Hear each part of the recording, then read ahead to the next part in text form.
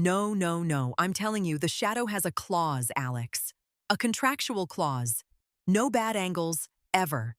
The gaffer got invisible ink memos about Pitch Black's shadow. His shadow is receiving script approval. Okay, okay. We should probably rewind.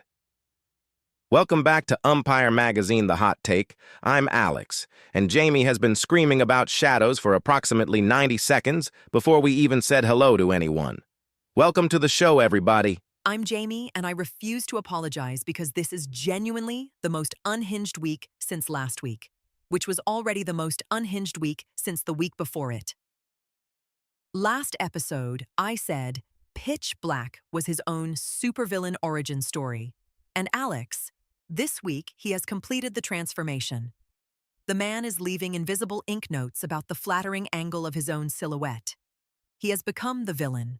And I want to remind listeners that last week I said his comms team described one of his rumors as accurate but misleading, the most beautifully useless phrase in corporate history. This week they topped it. They issued a 7-page rebuttal to the rubber duck testimony that nobody asked for, printed on black paper in slightly darker black ink. That's not a press release, that's a cry for help formatted as a goth zine. 7 pages. And the magazine says analysts attribute the 1% share bump entirely to rubbernecking. Not confidence, not strategy. Rubbernecking. People bought stock because they couldn't look away from the crash. Last week, we called it the rubber duck bump. And this week, the ducks have been upgraded to a full rebuttal. The ducks have been briefed by enemies is now apparently official corporate doctrine. Let's talk about the actual films for a second, because the magazine called this the most extraordinarily beige week in Follywood memory, and honestly, I think beige is generous. Not a single title above 4 out of 10. Last week I said 3 out of 10 had become a postcode. And Umpire has now basically confirmed we live there permanently. The entire industry has moved into a 3 out of 10 apartment complex, and nobody's looking for a new lease. But Alex, Small is doing it. 21.4 million this week, 53.3 million total. Last week it was at 37 million, and you called it the tallest person in a room, where everyone is lying down. And this week, it stood up, put on platform shoes, and grew another $16 million. A 4 out of 10 comedy with $53 million in the bank. The magazine says audiences are buying tickets like the film personally insulted their mother, and they need to see for themselves. That line is incredible, and I want it framed. But Jamie, it's still a 4. The highest-rated film in the entire Follywood ecosystem right now is a 4. That's like celebrating that you got a D+ instead of a D-. The teacher is still calling your parents. The teacher can call whoever they want, Alex. $53 million picks up the phone and hangs up. Meanwhile, Land Governor pulled $13.9 million in second place. And yes, Pitch Black's shadow apparently has its own billing. But the film is making money. Blunt Instruments came third with $13.7 million, and I have to address the fact that the magazine says its title appears to have injured a vowel. The vowel never recovered. It's in a sling. And Blunt Instruments got a 3 out of 10, naturally, because everything gets a 3 out of 10. Wrath rounded out the top 4 at $12.2 million with a 4, bringing its total near $20 million. And honestly, getting a 4 in this climate is like receiving a standing ovation. Wrath should send thank you cards. Can we talk about the bottom of the chart, though? Because Scream, Alex. Scream earned $116,000. The magazine says that's less than some Follywood executives spend on artisanal olive oil per quarter. And I genuinely don't know if that's a joke or an exposé. It's both. It's always both. The Shattered District got the only 2 out of 10 this week, pulled in $1.1 million, and the magazine gave it the Dubious Achievement Award, calling it a very expensive way to air condition an empty room. That sentence is the best thing any critic has produced all week, and I include actual film reviews in that assessment. Okay, but I need to get to the press releases because they are magnificent this week. Pitch Black issued 4 statements again, every single one starting with the word regarding. And Alex, last week, you literally counted his regarding habit and mocked him for it, and he has changed nothing. He's bought more stoves. The craft services tipping scandal, where he replaced gratuities with handwritten scene directions, tanked shares 3.5%. A caterer was left holding a napkin that reads, "Hero enters." Confident, slightly damp, smells of cedar. Slightly damp and smells of cedar. That's not a tip. That's a cologne sample from a magazine nobody subscribes to. But here's the beautiful part.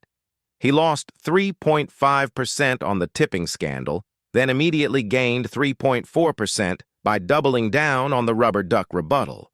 The man giveth, and the man taketh away, and the net result is essentially zero. Pitch Black's financial strategy is running on a treadmill while the ducks watch. And then Mickey VW at Mike's Movies. Oh, Alex, Mickey VW. 4 press releases of his own. The charades casting cost him 2.6%. The secret trailer decor archive denial, where he denied the archive exists and then attached 417 high-resolution photographs of it, lost him 3.7%.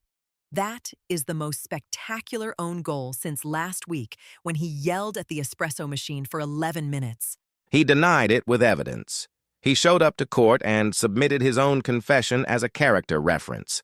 Each photo was labeled with a date, a mood descriptor, and a star rating out of 5. He rated his own trailer furniture, Jamie. And then an spokesperson said it was purely for internal reference purposes, which is somehow worse than having no explanation at all. But the director's chair stunt got him plus 2.1%. He wheeled a monogrammed director's chair into Pitch Black's lobby, sat down, asked for a sparkling water with intention, and when they sent 3 junior execs and a rubber duck to negotiate, he just opened a binder labeled Vision and started humming. That is the power move of the century. Even the espresso machine war got him plus 1.6. So the market rewards MCVW for confrontation and punishes him for self-exposure. The lesson is clear. Storm your rival's lobby, great, shares go up. Reveal that you emotionally catalog your own furniture, terrible, shares crater. This man's stock price is a personality test, and he keeps failing the introspection portion. Meanwhile, I need to flag that Pitch Black's shadow note to the land governor Gaffer bumped shares another 2.8%. The market rewarded him for leaving invisible ink instructions about his own shadow's flattering angles. Waterfowl sentiment and shadow vanity are now legitimate market drivers. Follywood has achieved something economics textbooks will never acknowledge. The magazine says Pitch Black's share price is now primarily driven by waterfowl sentiment, and I think that sentence should be carved into marble and placed outside the Follywood Stock Exchange. Meanwhile, can we please discuss the fact that A. Nordpolen is now christening clapperboards? Tuesday's clapperboard was named Cleopatra and received a full 3-minute eulogy before a single frame rolled on altered days. And last week we talked about him crouching beside a fern for 40 minutes whispering, "You have range." And now he's naming clapperboards after historical figures and delivering eulogies. He also won't yell action until an extremely long prog rock ballad finishes playing. The crew has memorized every drum fill. This man has turned filmmaking into a liturgical experience, and I honestly kind of respect it. You respect it. Of course you do. The man halted an entire morning of production to biograph a piece of wood he named after an Egyptian queen, and you respect it. Meanwhile, a parking attendant named Gerald filed a creative parking grievance because Nordpolen wedged a hatchback across 2 spaces. The Fern has an emotional support policy, and now the parking lot needs therapy too. Okay, but here's where I actually agree with you, and I want you to savor this because it won't happen again for weeks. The magazine previewed next week's openings, Neon Parish and The Silent Cathedral. Both crime titles, both already slapped with 3 out of 10. The Silent Cathedral's premise is that weather forecasts predict crimes, Alex. Weather forecasts predict crimes. Wait, you're agreeing with me? On what specifically? That the forecast calls for scattered disappointment with a strong chance of walkouts. The magazine said that, and I laughed out loud. And then I felt guilty. And then I laughed again. Two crime films opening simultaneously, and neither one could scrape above a 3. The great 3 out of 10 ening isn't ending, Alex. It's expanding. It's annexing new genres. It's colonizing. 3 out of 10 is manifest destiny at this point.